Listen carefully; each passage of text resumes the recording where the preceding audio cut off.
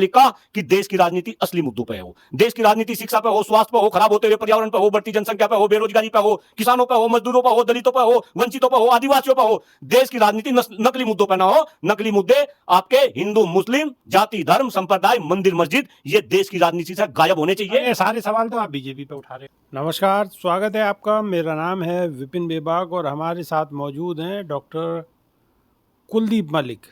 मलिक साहब सामाजिक कार्यकर्ता हैं और सोशल मीडिया पर अधिकतर आप लोगों ने इनको देखा होगा। तो कुछ सवाल मौजूदा राजनीति पे। 2 फेज का इलेक्शन हो चुका है, तीसरा होने वाला है। स्थिति मलिक साहब स्वागत है। बहुत बहुत धन्यवाद चो साहब। तो राजनीतिक स्थिति क्या देख पा रहे हैं इस टाइम? भाई चो साहब, अगर आप राजनीति की बात कर रहे हो और आपने अभी बताया कि 2 फेज का चुनाव कंप्लीट हो चुका, और मैं अपने दर्शकों की जानकारी के लिए बता दूं कि जो पहला फेज था वो इन सातों के सातों फेज में सबसे बड़ा फेज था। 102 लोकसभा सीटों पे मतदान हुआ। इसके बाद दूसरे फेज की में जो है 88 सीटों पे मतदान हुआ, यानी कि कुल मिला के 190 सीटों पे मतदान अब तक हो चुका। अगर आप राजनीतिक पॉइंट ऑफ व्यू से बात करें तो मुझे व्यक्तिगत तौर पे ऐसा लग रहा कि भारतीय जनता पार्टी को जबरदस्त लॉस, यहाँ पे कृपा करके मेरे वर्ड पे ध्यान दिया जाए, मैं कह रहा भारतीय जनता पार्टी को जबरदस्त लॉस। और खास तौर से चूंकि मैं तो जब से भी आपको इंटरव्यू दे रहा, बस मैं तो एक ही बात कर रहा कि भारतीय जनता पार्टी को चांट लगनी चाहिए, चांट लगनी चाहिए। और ऐसी चांट मैं इन दोनों फेजों में देखता हुआ कि किस तरीके की चांट भारतीय जनता पार्टी को इन 2 फेजों में लग रही है। अच्छा, आप तो बता रहे हैं कि भारतीय जनता पार्टी को चांट लगनी चाहिए और चांट लगी है दोनों फेज के इलेक्शन में, लेकिन बीजेपी में तो इस तरीके की कोई प्रतिक्रिया कहीं पे दिखाई नहीं दे रही। भाई एक बात बताओ, बीजेपी ऐसा कैसे बोल देगी? बीजेपी ऐसा कैसा बोल देगी कि उन्हें चांट लग रही? क्या आपको लगा है कि बीजेपी ऐसा बोल देगी? भाई ये तो हम जैसे लोग, आप जैसे पत्रकार लोग यही बता सके कि भाई क्या चल रहा क्या नहीं चल रहा। बीजेपी तो यही कहेगी भाई सब कुछ ठीक ठाक है, सब कुछ ठीक ठाक है। और बीजेपी तो कहीं ना कहीं लोगों को गुमराह करने में पहले ही एक्सपर्ट है चौधरी साहब, ये तो सबको पता। बीजेपी ने अब तक किया ही क्या? केवल और केवल हिंदुस्तान के लोगों को गुमराह करने का काम करा, और ऐसा ही काम वे अब भी कर रहे। उन्हें पता कि चाट उनके भी लग ली, और जिस तरीके से उनके चाट लगी, अब जिस तरीके से वे चुनाव को दूसरी डायरेक्शन में लेकर जा रहे, कहीं ना कहीं वो बिल्कुल साफ इंडिकेट कर रहा कि कहीं ना कहीं भारतीय जनता पार्टी के नेता ऊपर से लेकर नीचे तक सारे दूसरी डायरेक्शन क्या मतलब वो बताएं जरा। क्यों चौधरी साहब आपको नहीं पता सारी बात का? भाई इन्होंने देखा पश्चिम उत्तर प्रदेश आप लेकर चलो। पश्चिम उत्तर प्रदेश में पहले फेज में 8 सीटों पे जो है चुनाव हुआ। पश्चिम उत्तर प्रदेश में ये हिंदू मुस्लिम करते आ रहे 2014 से। हिंदू मुस्लिम का इनका कार्ड चल रहा। क्या इनका हिंदू मुस्लिम का कार्ड चला? नहीं चला। इनफैक्ट जो इनके कोर वोटर थे, आप तो बीजेपी तो ये कह रही ना 400 पार 400 पार। वही बात है। अरे बीजेपी के कहने से कुछ हो रहा क्या? बीजेपी तो पता नहीं क्या क्या कह रही थी। मेरे पे फिर सारी खुलवाओगे। क्या क्या कह रही वो बताओ। बीजेपी तो ये कह रही थी, नरेंद्र मोदी जी ने ये कहा था जब नरेंद्र मोदी जी प्रधानमंत्री बने, और उनका सबसे पहला भाषण जो लोकसभा के अंदर था, उस भाषण में मोदी जी ने ये कहा था कि मैं राजनीति से अपराधीकरण को बिल्कुल खत्म कर दूंगा।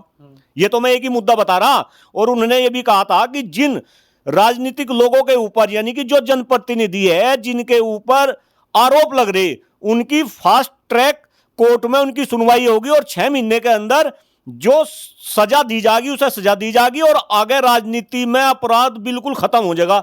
लेकिन अभी देख लो आप क्या हो रहा। आपने देखा ब्रजभूषण शरण सिंह को तो टिकट दिया नहीं, लेकिन उनके लड़के को टिकट दे दिया, करण शरण सिंह को। क्यों भाई? ये पब्लिक पागल है। उनका दोनों का डीएनए तो एक ही है भाई, वो बाप और वो बेटा। आप क्या पब्लिक का बेवकूफ बना रहे? आप अजय कुमार टैनी की बात कर लो इधर है, उसके लड़के ने जो है किसानों के ऊपर जो है गाड़ियां चढ़वाई थी, उसको टिकट दे दिया। और चौधरी साहब, मैं तो अभी आप लोगों के ही माध्यम से ये मुझे खबर पता चली 3-4 दिन पहले, कर्नाटक के अंदर आदरणीय पूर्व प्रधानमंत्री देवगौड़ा जी का पोता, मैं नाम ले लेना चाहता, अपनी जबान को मैं गंदी नहीं करना चाहता, कितना बड़ा बलात्कारी, अगर मैं ये कहूं हिंदुस्तान के इतिहास में अगर सबसे बड़ा बलात्कारी जो घोषित रूप से बलात्कारी है तो वो कैंडिडेट है, उसका मैं नाम नहीं लेना चाहता। उसके समर्थन में आदरणीय प्रधानमंत्री नरेंद्र मोदी जी वोट मांगने के लिए कर्नाटक में गए। शर्म आनी चाहिए देश के प्रधानमंत्री को, और शर्म आनी चाहिए हिंदुस्तान के 143 करोड़ लोगों को कि जो प्रधानमंत्री ये बोल रहा था कि भाई मैं राजनीति से अपराधीकरण खत्म कर दूंगा। और आप ऐसे कैंडिडेट के लिए, अरे मोदी जी सत्ता के सुख को भोगने के लिए इस तरीके का घिनौना कृत्य करेंगे? वो तो इतना बड़ा बलात्कारी है, इतना बड़ा बलात्कारी है चौधरी साहब, इतनी एफआईआर उसके ऊपर दर्ज है कि मैं आपको बता नहीं सकता। ऐसा बलात्कारी जिसमें एक बेटी ने भी उसके खिलाफ जो है बलात्कार का केस लगा रखा, और उस बेटी की मां ने भी उसके खिलाफ बलात्कार का केस लगा रखा। पता नहीं कितने बलात्कार के केस उस कैंडिडेट के ऊपर है, और मोदी जी उसके फेवर में जाके कर्नाटक में प्रचार कर रहे। शर्म आनी चाहिए देश के प्रधानमंत्री जी को, और शर्म आनी चाहिए हिंदुस्तान के लोगों को कि अगर इस तरीके से आपको बहलाया फुसलाया जा रहा, और आप तो 400 पार की बात कर रहे। मैं राजनीति में अपराधीकरण का मुद्दा बताया, इसके अलावा मैं कम से कम 50 मुद्दे बता दूंगा जो ये भाजपा वाले कह रहे थे। ये तो कह रहे थे 100 दिन के अंदर काला धन आ जाएगा, भ्रष्टाचार खत्म हो जाएगा, महंगाई खत्म हो जाएगी, सम शिक्षा व्यवस्था इस देश में लग जाएगी, रुपया डॉलर के मुकाबले मजबूत हो जाएगा, देश की अर्थव्यवस्था मजबूत हो जाएगी, गंगा निर्मल एवं पवित्र हो जाएगी, किसानों की आमदनी दुगनी हो जाएगी, 2 करोड़ युवाओं को प्रतिवर्ष रोजगार मिलेंगे। अरे चौधरी साहब आप क्या क्या मुद्दे मेरे से पूछोगे? बस 1-2 काम इन्होंने कर दिए, इसके अलावा इन्होंने कुछ काम नहीं करा। अगर इन्होंने काम करा तो वो केवल और केवल देश का बेड़ा गर्क करने का काम करा।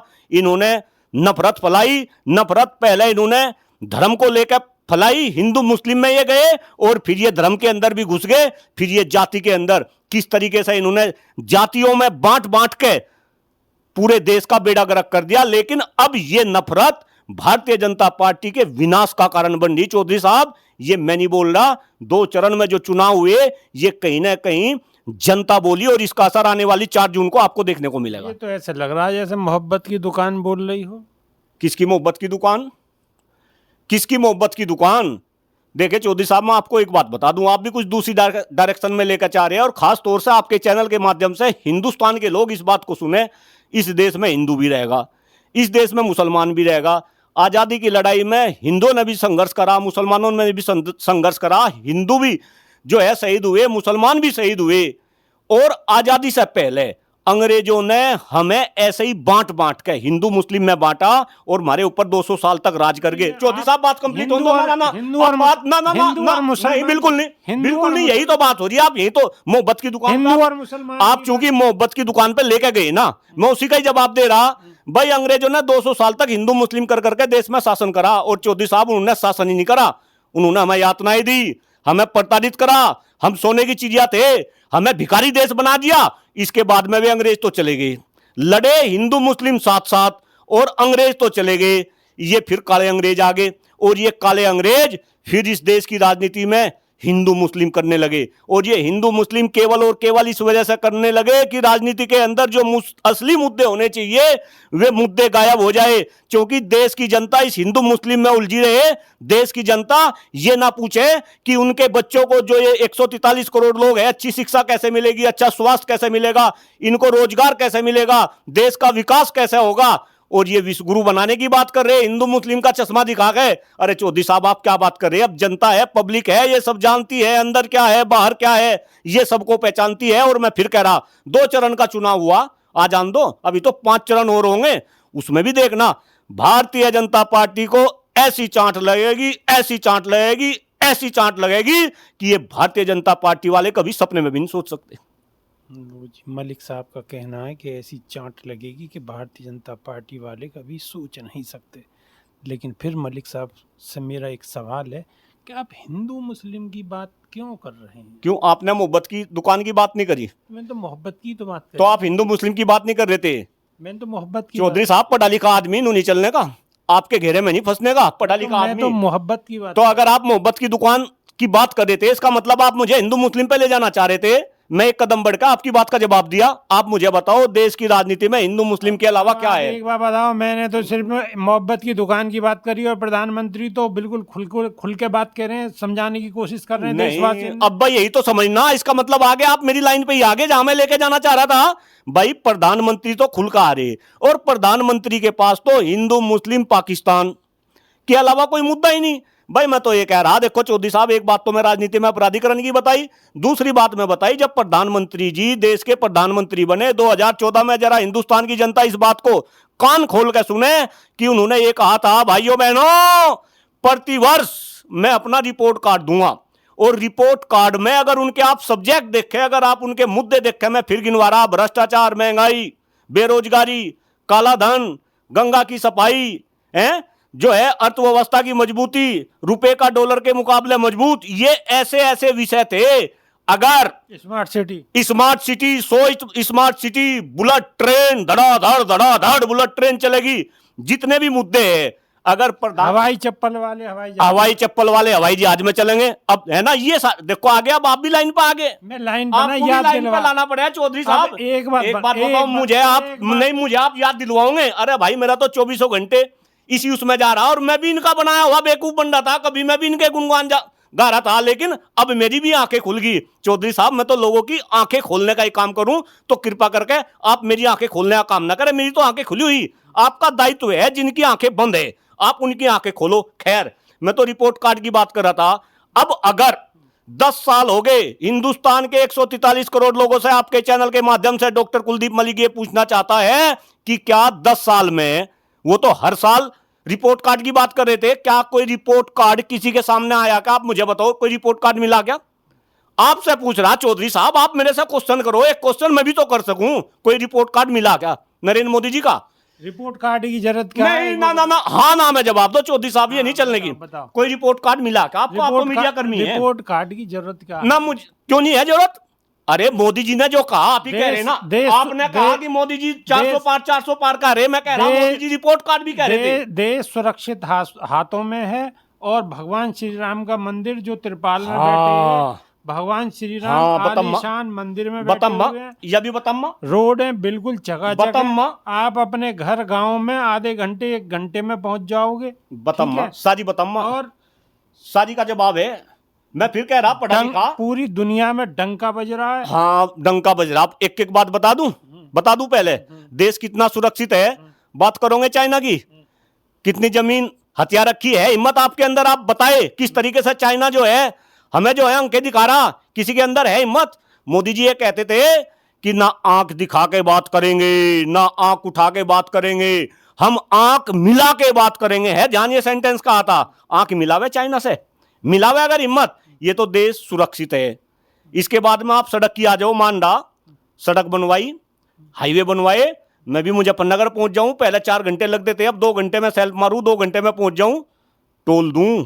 अपने घर से नहीं बनवा रखी, कर्जा ले लिया, देना पड़ेगा, आपको देना पड़ेगा, आने वाली पीढ़ी को देना पड़ेगा। देश को कर्जबंद बना दिया।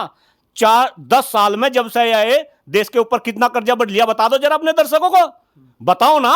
क्या कर रहे हैं आप, बताओ दर्शकों को। चौधरी साहब, आप भी, मुझे ऐसा लग रहा कि भाई आप भी कहीं ना कहीं मोदी जी के उसमें लिफाफे मिल गए दिखे, आप भी इस तरीके की, बताओ ना कितना कर्जा ले लिया देश ने। आप भी लिफाफे दे के ही बैठे हो। नहीं भाई, हमारे पे तो लिफाफे कहाँ चौधरी साहब, हम तो खाली जेब बैठे, हमारे पे लिफाफे होते तो फिर तो और ही कुछ बात होती। तो अब अगर लिफाफे लिए होते तो खाली जेब वालों से बात। हम तो संघर्षशील आदमी इस देश में संघर्ष कर रहे, और हमारी तो जिंदगी, हमें ऐसा लगे पहले से भी 15 साल हो लिए संघर्ष करते करते, अभी भी संघर्ष कर रहे हैं, आगे भी संघर्ष करेंगे, और हमारी तो जिंदगी इसी में निकल जाएगी। लेकिन हमें खुशी है कि जब ऊपर कैमरा है ना, ऊपर वाले का कैमरा सब जगह, जब ऊपर वाले के पास जाएंगे तो डॉक्टर कुलदीप मलिक एक एक सवाल का जवाब दिल खोल के ऊपर वाले के सामने देगा। अच्छा, एक सवाल और है, आपने कहा कि संघर्ष करने में हमारी तो निकल जाएगी और संघर्ष करते रहेंगे, तो अभी संघर्ष बाकी है?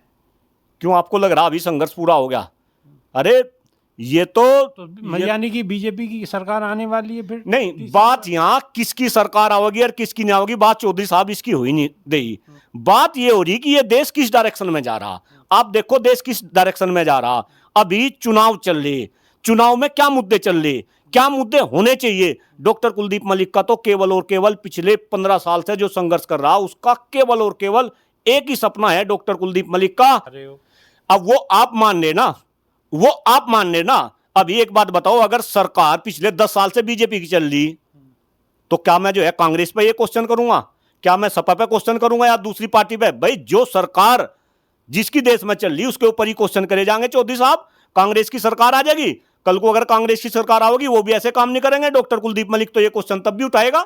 मुझे कुछ भारतीय जनता पार्टी वाले खाने को नहीं दे रहे, मुझे कोई कांग्रेस खाने को नहीं दे रही, मुझे कोई दूसरा राजनीतिक दल खाने को नहीं दे रहा। अरे मैं तो राष्ट्रभक्त आदमी, अपनी मस्ती में मस्त हूं, अपनी डबड़ी अपना राग गा रहा, देश के 143 करोड़ लोगों को जागृत करने का काम कर रहा और फिर गंभीरता से बता रहा कि मैं भी ऐसा ही था, मुझे भी किसी ने जागृत किया। अब मेरा कर्तव्य है कि ऐसा भी था, मतलब ऐसा ही था, मैं भी इन भाजपा के चंगुल में फंस रहा था। मुझे भी ऐसा लग रहा था कि 2014 में जो जो सपने ये दिखा रहे थे, बार बार रिपीट करने की बात नहीं, काला धन, महंगाई, भ्रष्टाचार, राजनीति से अपराधीकरण की मुक्ति, परिवारवाद। परिवारवाद कितना बड़ा मुद्दा मोदी जी बोलते थे, कहां गया भाई परिवारवाद? आज देखो जितने टिकट भारतीय जनता पार्टी वाली दे रहे, सारे के सारे नेता और नेताओं के बच्चों को टिकट, अगर एक एक के नाम गिनवा लगू तो धोती खोल दूंगा इनकी सबकी। सारी बात है हिंदू मुस्लिम कर रहे, चौधरी साहब बताने लगूं, अपनी लड़की जो हिंदू है भारतीय जनता पार्टी में, अपनी लड़की तो मुसलमानों के दे रखी और मुसलमानों की लड़की अपने ले रखी। ये जब मैं जागरूक नहीं था, जब मैं इनके चंगुल में फंस रहा था, तब मुझे ये बात समझ नहीं आ रही थी। लेकिन अब मुझे समझ आ गई, भारतीय जनता पार्टी का नेता मेरे सामने बैठकर हिंदू मुस्लिम की बात नहीं कर सकता, दूर से ही देख कर भाग लिया भाई मुच्छू वाला प्रोफेसर आ गया। तो मैं तो जागरूक हो गया, लेकिन अब मेरा कर्तव्य है भाई, पढ़ा लिखा हूं, प्रोफेसर हूं, शिक्षक समाज से हूं, मम्मी पिताजी शिक्षक थे, बाबा जी भी शिक्षक थे। अब मेरा दायित्व है, मेरा फर्ज है कि मैं हिंदुस्तान के 143 करोड़ लोगों को जागरूक करूं। और यहां ना बीजेपी की बात है, ना यहां किसी दूसरे पार्टी की बात है, देश हित में जो बात है वो डॉक्टर कुलदीप मलिक की जबान पे थी, है और आने वाले समय में भी रहेगी। तो ये थे हमारे साथ डॉक्टर कुलदीप मलिक, और स्पष्ट तौर पर कहना है कि देश हित की बात थी, है और रहेगी। आप कैसा समझते हैं और आपकी क्या राय है, कमेंट के माध्यम से ज़रूर बताने की कोशिश करें। और मलिक साहब की बातों में अगर आपको कुछ नज़र आता है तो भी कमेंट में बताने की कोशिश करें। नई वीडियो में फिर आपके साथ रूबरू होंगे। जब तक के लिए बहुत बहुत शुक्रिया, धन्यवाद, नमस्कार। बहुत बहुत धन्यवाद चो साहब।